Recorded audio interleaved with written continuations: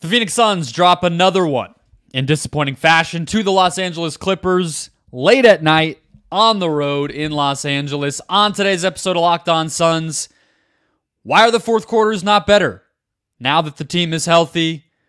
How have the Clippers owned the Suns so bad?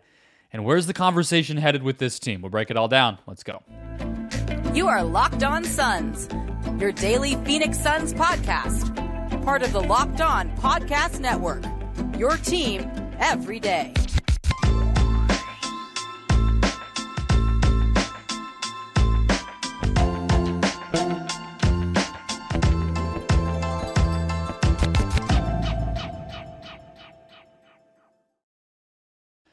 We are back. This is Locked On Phoenix Suns. We are part of the Locked On Podcast Network. I'm your host, Brendon Kleen, a credentialed media member covering the Suns for the past 7 seasons, a writer at Suns.com, and the host of the Just Basketball Show, wherever you get your podcasts. A big thank you for making Locked On Suns your first listen post-game after another disappointing L by the Phoenix Suns. If you're finding us for the first time, or if you have not done so already, just hit that follow or subscribe button wherever you're getting the show. We're free and available everywhere, including YouTube. Once you hit that button, you get a new show in your feed every single Monday through Friday, so become an everydayer.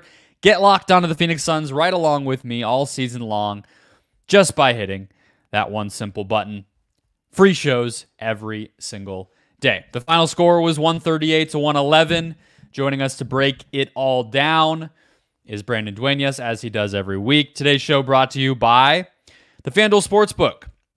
Make every moment more. Right now, new customers get $150 in bonus bets with any winning $5 moneyline bet. That's $150 if your team wins. Visit FanDuel.com/lockedon to get started. Okay, Brandon, I want to talk about the fourth quarter. We normally do the moment of the game here, and I think the fourth quarter was obviously the turning point. The Clippers outscored the Suns by 17. Obviously, they had a big lead already, but the Suns had a chance to grab this game back. They did not do so. My question to you, though, rather than having the same conversation about the fourth quarters that I think we're all exhausted by at this point, would just be, are there any different things you're seeing within these fourth quarter breakdowns or failures, whatever you want to call it, that is different than maybe early in the season when we noticed this trend with the Suns, or is it more of the same just every single night? Honestly, it's more of the same, which is more concerning. I wish it was something different. I wish there was something that was like standing out that was like, this wasn't happening earlier, but the fact that it's kind of the same issues over and over, even at full strength, that's more concerning to me. So I wish I could give you a more optimistic answer, but honestly, it's just like, it almost feels like they're waiting for it. Like, it's like, okay, it's fourth quarter, like this is going to happen. Like, they're just sitting around waiting, and like just the effort drops off. It's just kind of like a domino effect that it's kind of baked into like the Suns this season for like almost 50% of their games, just fourth quarter collapses. So it just feels like the norm at this point. Like you said, we've talked about it all season long, and you've highlighted it a lot yourself as well. So it's just kind of I don't know what needs to change, but there's definitely some. We're past the point of like the small sample size. Let's just get that out of the way. Like, this is who they are at this point in the season. We talked about like we need to get like a bigger sample size to see like what their identity is before we make judgments and all this. And at this point of the year, like, this is what their identity is. Teams know that they're going to collapse in the fourth quarter. They're not locked in defensively. They can be exposed on that end, and it's showing. Yeah, I don't disagree with anything you said. I agree that it feels like a mentality thing at this point. And the Suns, I don't think this includes tonight's game. No, it does. After tonight's game, minus 14.6 net rating in the fourth quarter. Shockingly, the Miami Heat are actually also a really bad fourth quarter team, even though they have a pretty solid record. I guess being in the East will help you there. But the Suns are behind the Pistons, the Pelicans, the Wizards, the Spurs. Charlotte somehow actually almost cracked the top 20. But this is not company the Suns want to be in, and it's been there all year. And they're not even in that company. They're like welcoming new people to the company. They're the leaders of it. They're the bottom of the bottom, and they are the worst of the worst. So I tend to agree with you that it's not necessarily anything new, but I guess what I would say is that obviously the new component in general is Beal. And what I think is the most concerning part of this is when Beal got back, that was supposed to bring some order to the offense, right? Like that was supposed to prevent the sloppy turnovers, the lack of a plan, the carelessness. And that not being fixed it doesn't make a lot of sense to me. And obviously the turnovers, the sloppiness, the mentality, like those are the things that maybe you make you pull your hair out. But the part of it that throws me completely is why there's no structure. They're not running offense. They're not even, it looks like sometimes some possessions, it's like, have you guys ever not played basketball together? Have you ever played basketball? Like, what is happening here? You're just dribbling out the air and then chucking a jumper. Like, that's the part that I can't get my mind around with the team that has so much talent and can look so good in some stretches. Yeah, and this, like you said it pretty well there. I think they, especially like they have high IQ players. It's not like we're like these are guys that can't make reads offensively. Like they're Durant, Booker, and Beal are all great playmakers. I think they know what they have to do to win. Like they know the ball needs to be moving for an optimal offense, and we're just not seeing it. So it's very confusing, honestly. It feels like something's off. I don't know. Maybe I'm obviously like with a new big three and all this turnover, there's going to be that growing pain of like, yes, they need to figure it out, but at the same time, it shouldn't be this ugly in the process. Like I would take a competitive loss. That Grizzlies game really is the one that kind of did it for me, where I'm just like, this team is just not getting it. And like this game, like if they would have lost this after being the Grizzlies, like I think most fans would kind of expect that second one back to back. It was for the Clippers too, though. They just lost to the Lakers the night before. So it's, I think, there's no excuses. Yes, they've played 6 games in 9 nights, like all that stuff, and they're still trying to figure out their identity and this and that. But like, there needs to be more competitive fire. I think the things that they can control, that's like, we're not seeing that. And that's what's concerning. That's just kind of, it's just, I don't know if it's coaching. I don't know if it's, I just don't know what it is. There's something there that's just not clicking. Well, yeah. And it's like, I brought this up on the Grizzlies show because I agree that one felt bad. Obviously no Ja and everything, but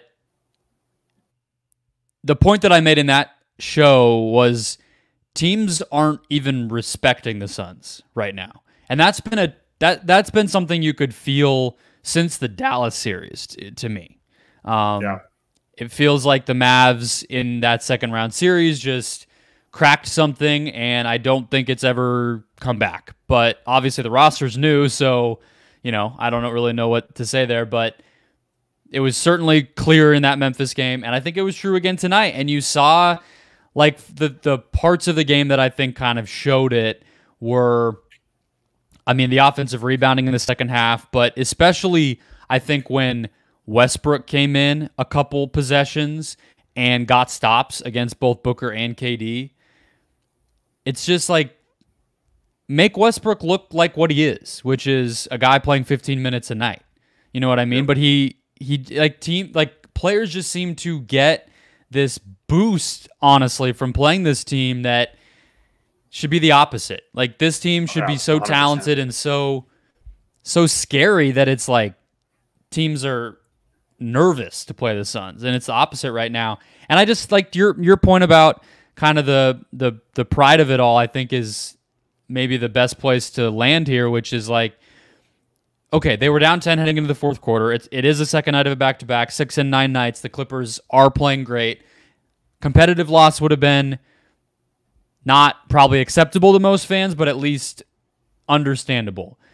But they dig themselves a bigger hole. They just fall apart. That's the part that I just, like, that's where it starts to be like, okay, something has to be done. Something has to change. It's not tolerable anymore. Yeah. And here's how I'm going to put it is like, teams treat them like they're a powerhouse. Like they get up for them like that. They show up for them. Like, and the problem is they're not playing like it at all. They're not backing up the talk. Like you see, if you're the Grizzlies, like a young team coming in, you want to make a name for yourself. You want to beat Devin Booker. You want to beat Kevin Durant. And the Suns are playing like they've already proven something with a roster that has not proven anything. Like they have a lot of talented individuals, but they need to get back to the basics and realize that in this league, like if you want to win, you're going to have to do the dirty work. You're going to have to share the ball. You're going to have to play selflessly and as a unit and play on both ends. And they're not doing the things that, that revived this franchise in the first place. And I think that's just getting away from that and just that combination of teams also showing up for, with a little more of a pep in their step and kind of disrespecting the Suns sometimes. Like they deserve it because they're playing soft and until they step it up and protect their home court or take things personally, like it's going to keep happening. It's not going to stop. Like when you have that star power, you're going to get everyone's best. It doesn't matter how you're playing. They're going to show up. So it's time for them to start taking things personally. So I think it's at this point, it's pride. Like we know it's not talent. They have the talent to win games. They just got to show up for 48 minutes and just try to weather the storm and just hope that, now NBA scheduling, they have 6 games in 9 nights. And now they have 3 days off before the Lakers game. And then 2 days off after that before they go play Portland. So it's just gotta love how inconsistent the schedule is, but just get the confidence back up. And hopefully we look back at this as a low point of the season, but I feel like I've already said that like 3 times. So at this point, optimism's gone. It's just like, I'm done defending them. Like they have to prove it that they're a legitimate team. Otherwise, have fun in the play-in if you make it. Yeah. Rock bottom has come multiple times this year. So we'll see where it goes from here, but certainly not looking great. I want to talk more specifically, though, about how this matchup has fared for the Suns. Last game was a little more competitive at home. This one, not so much, but I would say really the Clippers owned most of all of these 8 quarters they've played. Why? Why is this team so difficult? It's somebody they're going to have to beat if they want to get anywhere near where they want to go this season, if that's even still in play. So we'll get into that all next. First, today's show brought to you by Betterhelp. Here's the deal. Betterhelp is bringing therapy to you, making therapy accessible, easy, something that you can actually take advantage of because therapy helps you find your strengths so you can ditch the extreme resolutions that are all over the place this time of year and make change that really sticks. Therapy doesn't have to be something that necessarily is inspired by a huge tragedy or trauma. It can be about learning positive coping skills, how to set boundaries, empowering yourself. Again, not just for people who've experienced something serious in the recent past. It can just be for anybody who wants to feel better, get better, do their best more consistently. If you're thinking of starting therapy, give BetterHelp a try. It's entirely online, designed to be convenient, flexible, and on your schedule. Visit BetterHelp.com/LockedOnNBA today to get 10% off your first month. All you got to do to get started is fill out a brief questionnaire, get matched with a therapist. You can then switch therapists at any time for no additional charge. So celebrate the progress you've already made. That's BetterHelp, HELP.com/LockedOnNBA. Okay, Brandon. So the Clippers, I saw you tweeting the other night during the home game last week that this was a brutal matchup. Obviously, these teams have played each other in the postseason 2 out of the past 3 years and different versions of those teams, but that continues. This team, there's a lot of reasons the Clippers are a tough matchup for a lot of teams, but why do you think the Suns in particular struggle so much against them? Yeah, so there's the roster construction is the first thing that comes to mind to a lot of people, but for me, it starts with Ty Lue. I think he's a great he's great at making Devin Booker specifically very uncomfortable and kind of eliminating him at times and frustrating him. And I think that the ripple effect that has offensively, that should also be a factor. But then you look at all these wings they have that can defend, they can shoot, they can guard multiple positions. The Suns don't have that. Like, yes, we have some versatile guards that are multi-dimensional, but they're just a bigger version of the Suns with more shooting and more defense. And I think it's a tough matchup for anyone, but for the Suns specifically, they're looking at a team that's essentially built similar on star power, but they just have more size and shooting and a little more firepower off the bench too. So you factor that in, and we don't know, like the Clippers and being healthy in the playoffs are not synonymous. Like it's not exactly something to expect. Like I'm not going to sit here and say like they're going to enter full strength, but if they do, to me, I respect Denver. I think they're great, but I think the Clippers are the team to beat in the West if they're healthy. That's how I feel about them talent wise at this point. But the odds of that happening, as we all know, are not very high. So, but at full strength, yeah, the Clippers are just a nightmare matchup for anyone. Suns specifically, they just match up so well because they can expose them and make them uncomfortable and on both ends. So I did a ranking thing right before that last game last week and said that the Clippers were the one I was hung up on the most. And a lot of people in the comments didn't know I had so many Clipper fans listening to the show. Welcome. Hello, everybody. But they told me I was crazy. Okay, that's fine. Obviously, you like your team. But I kind of had the same doubts as you did. Just health and all that. But that can be kind of simple. It's like, okay, well, you could say that about any team. Yeah. Obviously, these guys, it's easy to say that about because they have history. But, well, whatever. Judge them on what they are. And I think they've proven, I mean, not that they had to prove it against the Suns, but they've continued to prove against pretty much anybody that they've had to face up with that they're a dominant team. And I think all of what you said I would agree with. I think with Lou specifically, it just feels like he can press, like we always say that about coaches, right? They can press the right buttons. They kind of know how to deploy each of their players. They know the combinations and the styles and just sort of maximizing every little bit of everything. But it's almost to me like he knows how much to press each button as much as he knows which buttons to press, where it's like, it seems like they'll run zone for the exact right amount of possessions. And exactly, yeah. Russ is playing the exact right amount of minutes. You know what I mean? And like, I think a lot of credit to the players too. Like the way that they've integrated Harden, where he'll just cook for a few minutes and then all of a sudden it kind of passes on to somebody else, but it doesn't feel as clunky as like it does with the Suns or some of these other teams that have been built this way. So, you know, they're just very fluid. And I mean that in a good way. But the thing that just killed me watching them against the Suns the past couple games over the course of this basically a week is that the Suns, like I think of the Clippers as one of the things that's hard about them is they slow the game down usually, but they didn't even have to do that in this case. They just beat the Suns at the Suns game and it wasn't even that hard for them. You know what I mean? And that, like, on the one hand says something bad about the Suns, but it also is kind of a new wrinkle for the Clippers to me. Like, they can win that way. They can put up 140. Not that I didn't think they could do that before, but I would have thought it had to be a huge ISO game from Kawhi or something. But you look at the box score, and it's like they had 5 guys in double figures, 2 other guys who scored 9 points, and they got to 138 pretty balanced. And that makes them even more scary to me.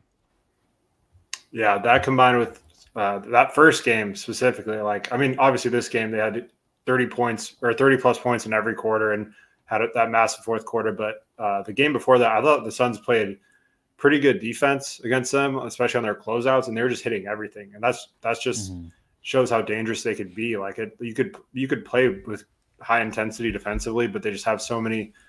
They have the size and the tough shot making, and even a guy like Norm Powell who can just get hot and just break a game open for you on top of what their wings already do. So. Yeah, they're a dangerous team, and I think that the Suns just unfortunately do not match up well with them. And I hope if the Suns even make the playoffs at this point, we'll see. But if they do, that the Clippers and Nuggets play each other early, so they can kind of beat up on each other. Because to me, those are the 2 toughest teams in the West right now, and until proven otherwise, and health permitted, obviously, like you said, you could say that about any team. And it's also important to know, I'll try to be a little positive, I guess, is like when the Clippers first got Harden, they definitely had some struggles early on this season too, trying to figure out how to make that work. And now they're hitting their stride, and you just got to hope, we have to kind of zoom out a little bit and realize, like, yes, Beal, Booker, and Durant have not played that many minutes together yet. Like, they still have to kind of figure out how to click. And hopefully once they click, it's like as permanent as this Clippers team feels.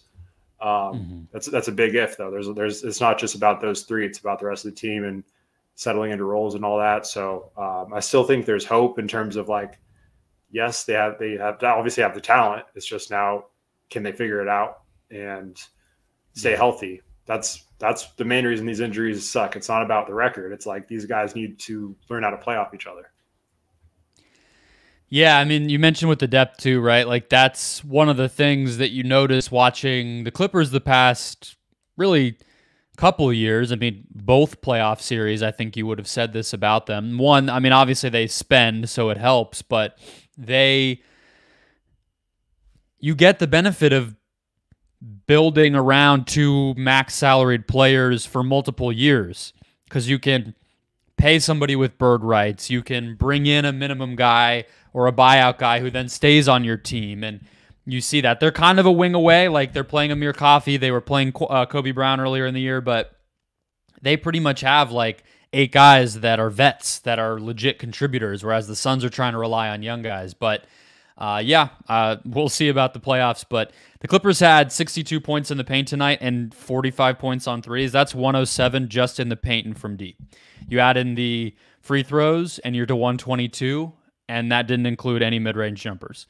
So, like, that's just scary. I mean, that's obviously the Suns' defense a little bit there too, but it just kind of shows the firepower that they're working with. But let's get to a little more positive. I do have one legitimate observation from this rough back-to-back that is a positive, so we'll get to that, and our Phoenix Suns pre-take to get you out of here. All that next. First, today's show brought to you by the FanDuel Sportsbook, America's #1 sportsbook, and the official sportsbook of the Locked On Podcast Network. The NFL regular season is wrapping up, but there's still time to get in on the action with FanDuel. Right now, new customers get $150 in bonus bets guaranteed when you place a $5 bet. That's $150 straight into your account in bonus bets, win or lose. I'm looking at the NFL Super Wildcard Weekend odds here, and what do we have that could be some fun? Betting against the Cowboys is always nice. I don't know if a first-time playoff quarterback in Jordan Love's the best place to go there, but maybe the fun Dolphins-Chiefs game. Who knows if you're going to be able to watch it on Peacock, but you can put some money down and get a little involved despite whatever TV prevention might be going on there. Regardless, all you got to do is place the bet, and you get the bonus bets no matter what.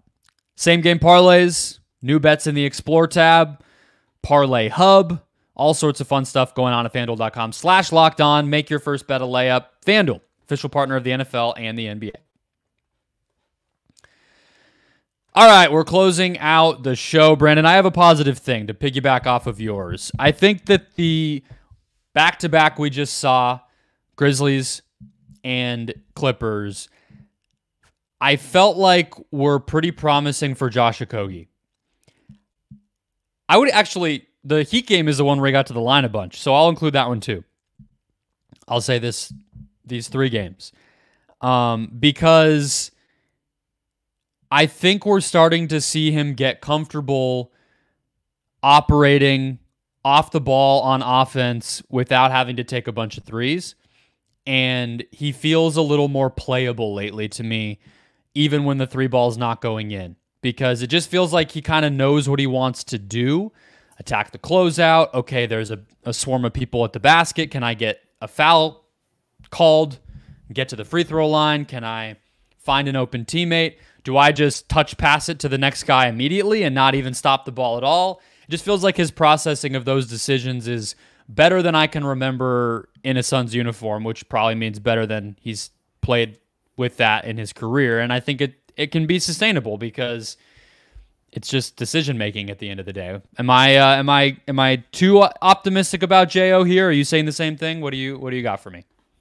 Yeah, way too optimistic. Come on, man. I'm just kidding. Actually, I think I've seen some encouraging flashes too. Like, I think using him more of like a downhill threat, just because like he is quick in terms of like if he's bringing the ball up, he can dribble right past his defender. He's not going to like shake anyone in like a half court setting, but he's quick enough to where he could handle it and get by his guy and make a quick read. So I think there's some interesting things they could try to do with him, just in terms of getting downhill, attacking the rim, and just a drive and kick fashion, almost using him like, obviously he's not a similar archetype at all, but just like in a very micro setting, just being like a Russell Westbrook in terms of just like a reckless drive to the rim, try to make something happen and kick it out to one of the big three. Like that's, I think in that role, it's a little more enticing than him just sitting in the corner with the defense kind of daring him to shoot, because like, as you said, when it gets to him, sometimes he's indecisive or it freezes the offense.